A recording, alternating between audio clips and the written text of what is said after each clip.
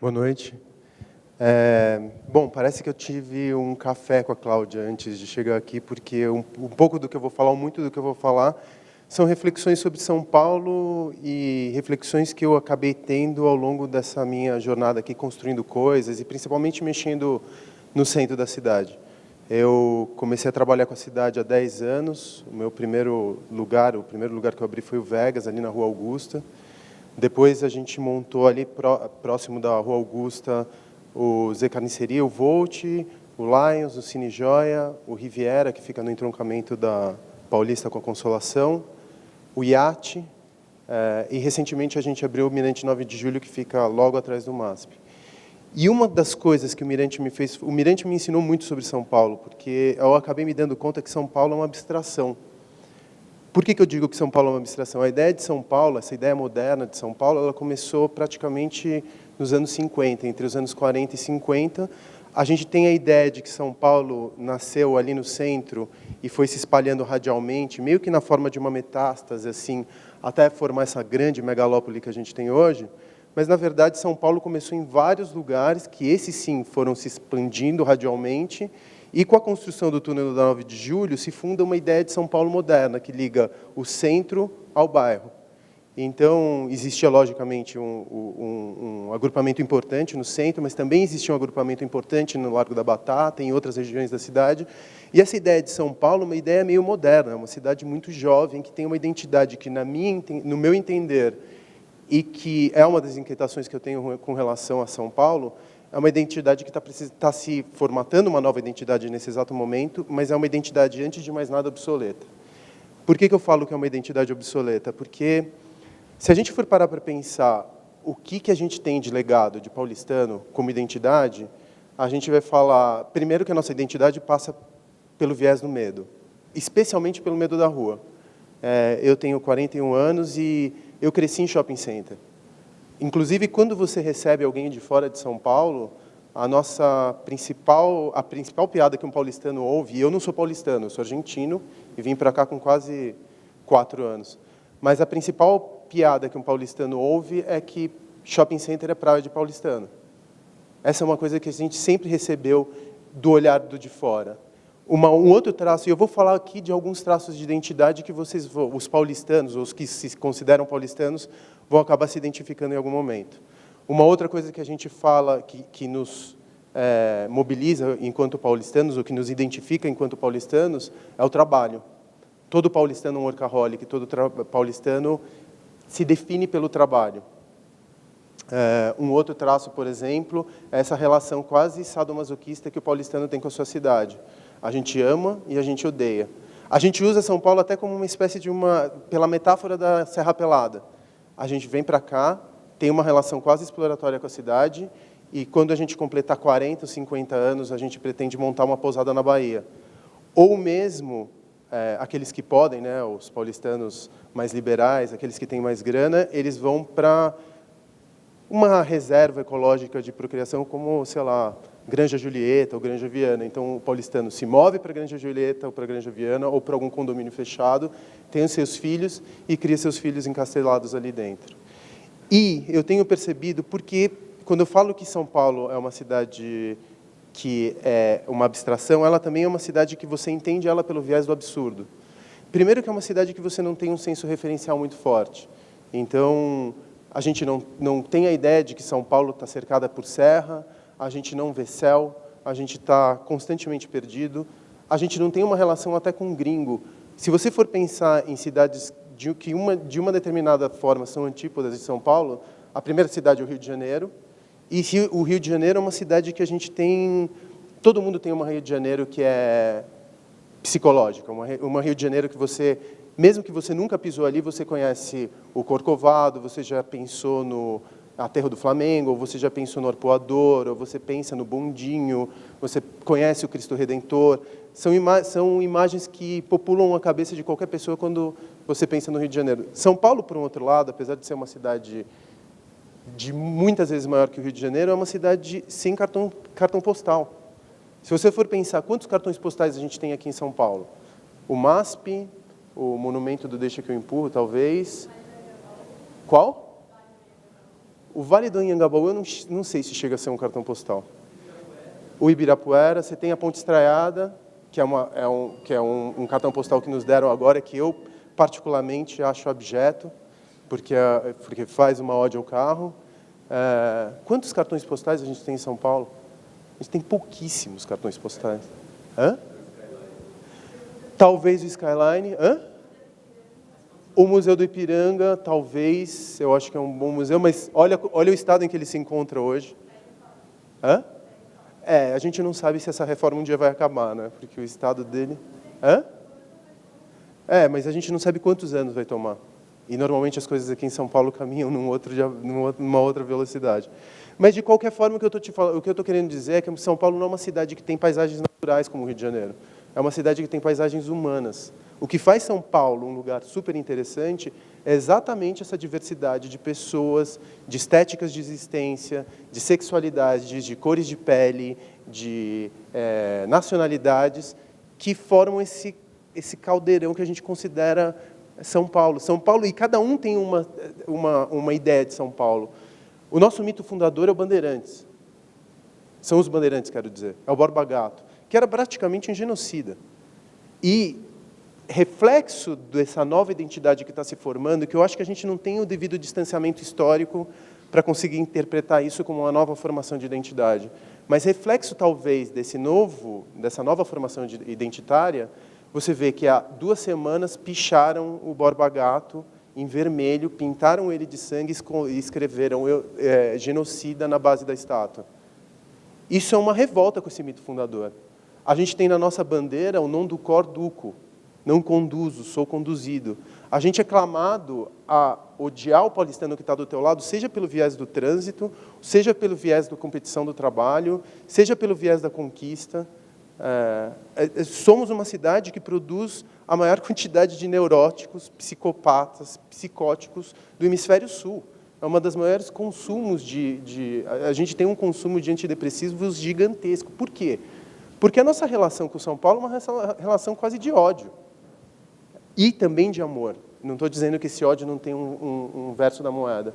A gente ama e odeia São Paulo, a gente fala que vai para a Bahia, mas nunca vai. A gente envelhece e quase morre dentro dessa cidade.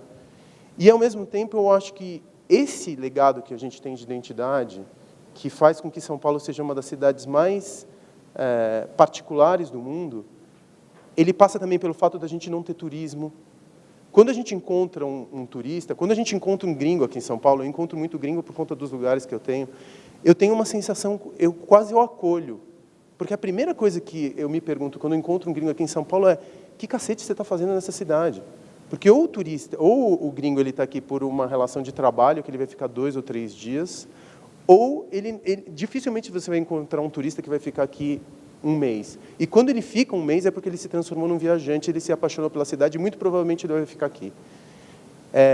Como a gente não tem um turismo muito consolidado, a gente não tem uma relação exploratória com o turista.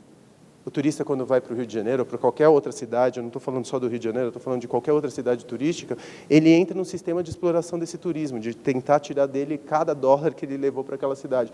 A gente não tem isso, a gente acolhe ele e a melhor coisa que pode acontecer para um turista quando ele chega aqui em São Paulo é encontrar um paulistano que o acolha. Então, essas particularidades da gente ser uma cidade voltada para dentro, de ser uma cidade completamente cheia de dobras, de ser uma cidade que é estriada e não plana, como qualquer outra cidade, de a gente ter uma identidade de bairro e não uma identidade de cidade. A identidade de São Paulo, ela passa pelo bairro.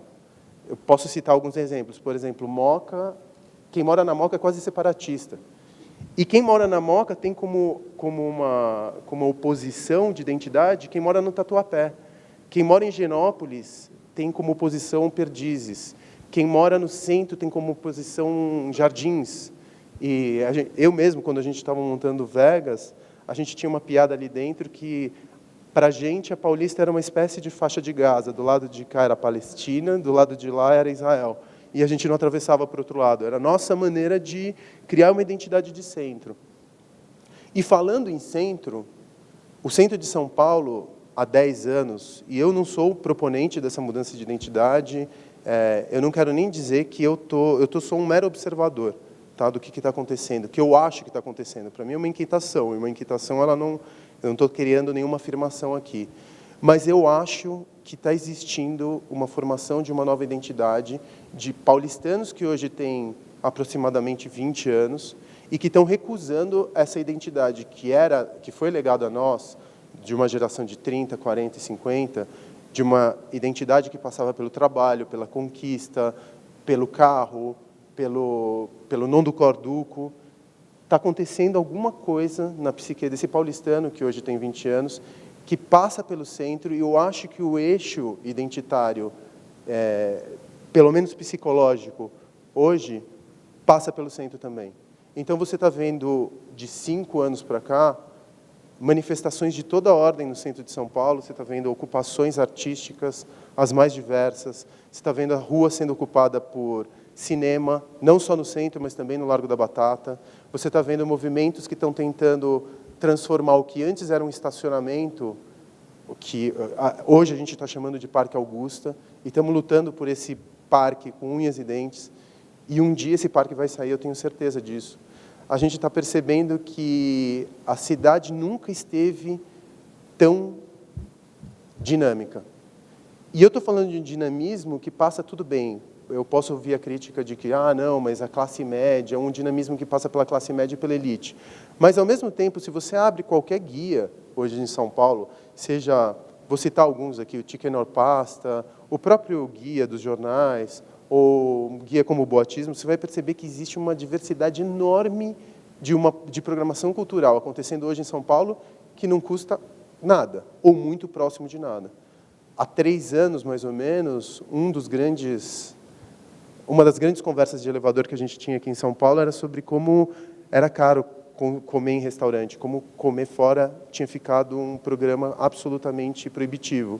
Hoje em dia, com a emergência da comida de rua, ou mesmo os food trucks, que é um assunto bastante polêmico, eu sei, mesmo com a emergência dessas outras opções, você consegue comer, ou mesmo nos restaurantes coreanos que você tem no Bom Retiro, nos restaurantes bolivianos que você encontra no Bom Retiro, comida de rua que acontece em feiras gastronômicas o tempo inteiro, e que não passa necessariamente por essa identidade hipster que tantas pessoas gostam de criticar. Mesmo esse tipo de opção, você consegue passar de sexta a domingo em São Paulo sem gastar quase nada, eu diria.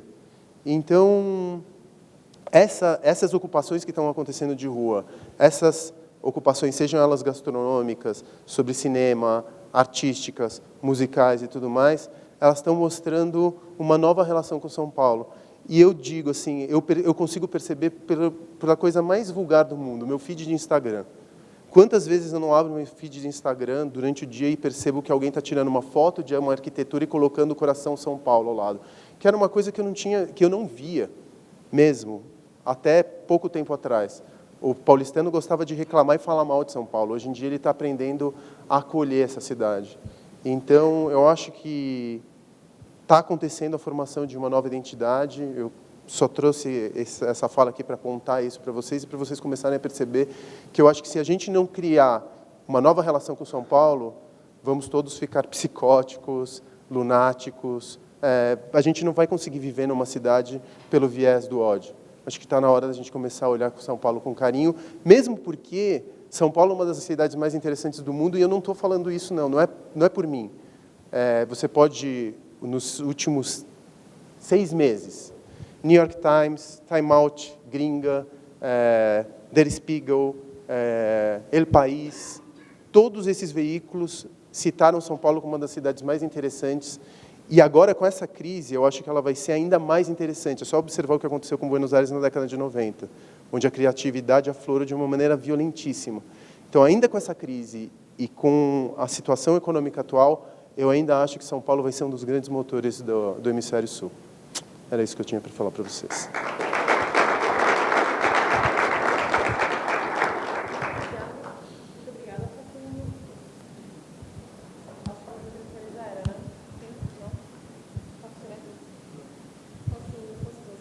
Lógico. Obrigada. Então, vamos lá.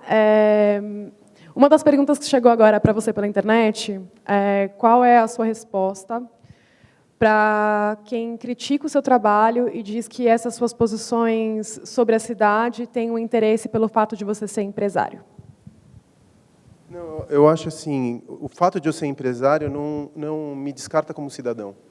Eu sou empresário, eu tenho uma preocupação com lucro, estou dentro do frame do capitalismo, como todo mundo, mas isso quer dizer que necessariamente eu tenho que ser um tio Patinhas que visa só um lucro imediato sobre as coisas? Eu tenho uma filha aqui dentro, eu vivo dentro dessa cidade há 40 anos. Não é porque eu sou bem-sucedido dentro daquilo que eu faço, que eu sou um escroto, porque, no final das contas, eu acabo tendo lucro nos meus lugares. Eu sou um cidadão como outro qualquer. Vivo aqui dentro, não vivo em Alphaville. Vivo no centro também. Por que eu vou... E outra coisa também, eu, como disse, eu não sou um proponente dessa nova São Paulo. Eu sou um observador. Os meus lugares nem estão mais no centro, eles estão muito mais voltados para a Paulista hoje em dia.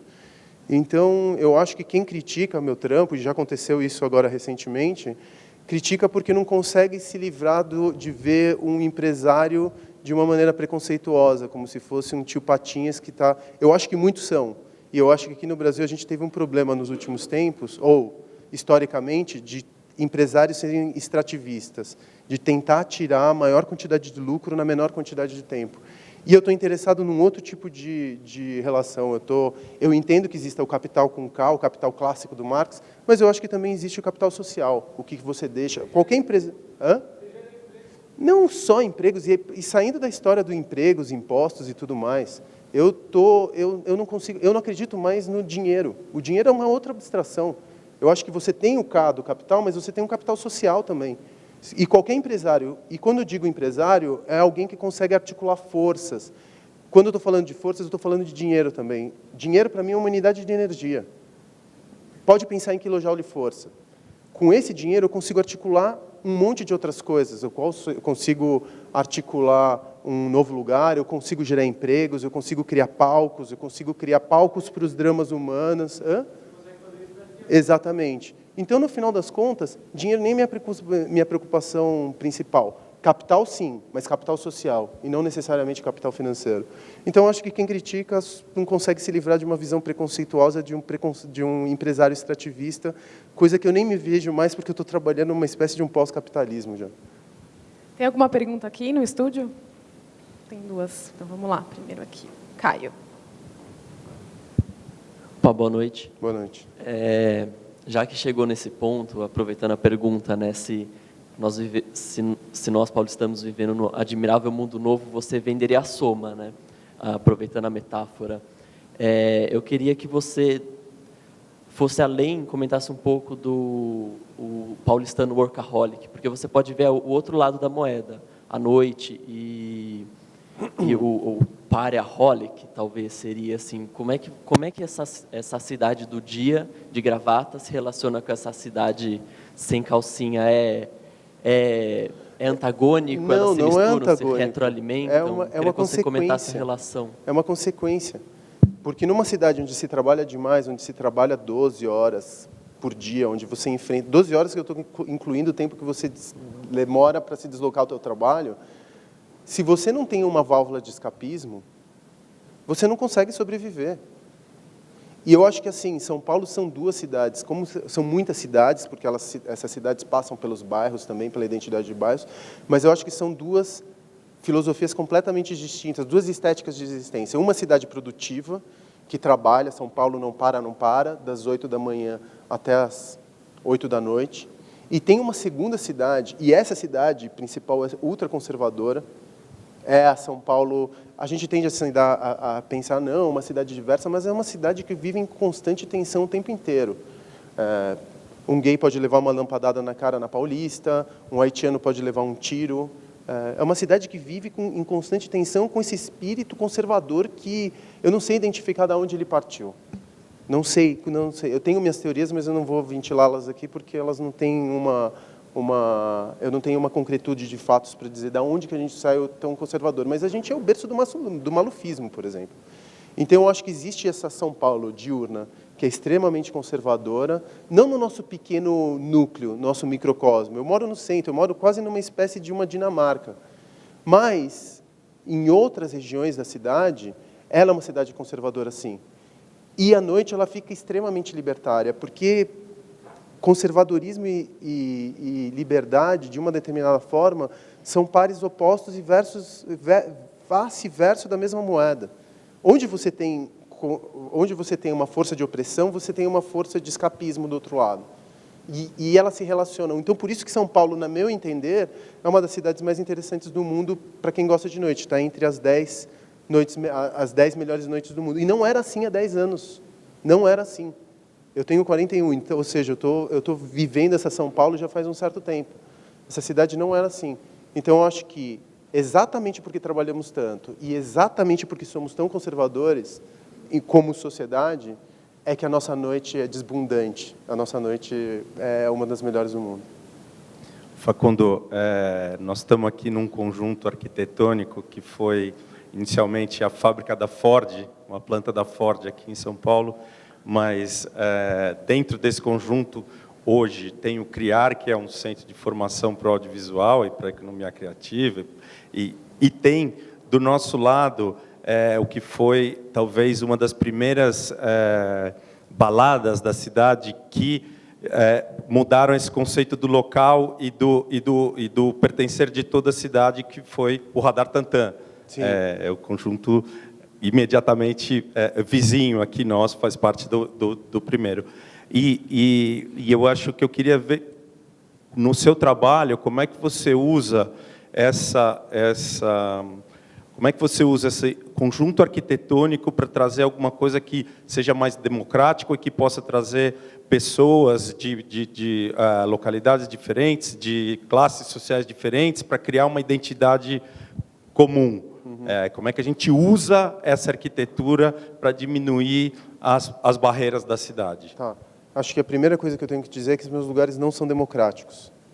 A gente cobra a entrada, cobra uma consumação mínima, vende cerveja relativamente cara, ou cara dentro do aspecto que a gente tem de concorrentes. Meus lugares não são democráticos. O Mirante 9 de Julho, por um outro lado, porque ele é uma extensão do espaço público, e eu digo que ele é uma extensão do espaço público porque o que define um espaço público não é o fato dele ser aberto ao público sem pagar. Você pode entrar num boteco, não consumir nada, tomar um copo d'água de torneira, sair, isso não vai fazê-lo um espaço público. O que, para mim, define um espaço público é o conflito. Onde você tem conflito, você tem um espaço público, no meu entender. E como o Mirante é espaço de muito conflito, seja midiático, seja através das mídias sociais, eu acredito que ele acabou se transformando de uma determinada maneira num espaço público. Outra coisa, você pode ir para o Mirante e não consumir nada, então você pode contemplá-lo sem necessariamente consumir. O espaço onde não existe necessariamente um consumo e é um espaço de contemplação, para mim, também define um outro viés do espaço público. Voltando à tua pergunta, falando do Radar Tantan e tudo mais, como eu estava dizendo aqui, a minha grande questão hoje, eu acho que para você empreender ou fazer qualquer coisa, você tem que tentar responder uma pergunta que é íntima. E a minha pergunta íntima é: o que é ser paulistano? Essa é a minha pergunta, tá? Se eu estou respondendo ou não com os meus lugares, isso quer dizer que eu estou tentando procurar traços da história, da identidade de São Paulo, que é uma memória privatizada. Primeiro que a gente tem memória quase de, sei lá, drosófila. A gente não tem uma memória muito... A gente não tem uma... Porque São Paulo foi construída como um palimpsesto, uma camada se sobrepondo à outra. Então, a gente não tem uma memória muito forte da cidade. As grandes memórias, elas passam pelos lugares de socialização, que foi um Radar Tantan, que foi um Aeroanta, que foi um Riviera, que foi um Bar Brahma, que foi, enfim, dá para citar, que são lugares privatizados. Mas foi dentro desses lugares que a emergência cultural, que eu acho que, no final das contas, nos define como paulistanos, essa ebulição cultural, essa capacidade de construir um mundo novo através da expressão artística, eu acho que através desses espaços é que se criou uma amálgama da identidade paulistana. Então, para mim, por exemplo, se um Riviera se transforma numa drogaria, eu estou perdendo um pedaço da minha memória, como paulistano. Se um Mirante 9 de Julho continua na mão do tráfico, eu estou perdendo um pedaço da minha memória. Se um galpão que um dia foi o Aeroanta vai virar, sei lá, uma oficina mecânica, eu estou perdendo um pedaço da minha história, entendeu? Porque, diferentemente do Rio de Janeiro, para usar nosso antípoda, Um Corcovado nunca vai virar um condomínio, necessariamente, mas os nossos espaços de identidade, de socialização, eles se transformaram em outras coisas. Então, resgatar para mim esses espaços de socialização é responder essa pergunta: o que nos faz paulistanos?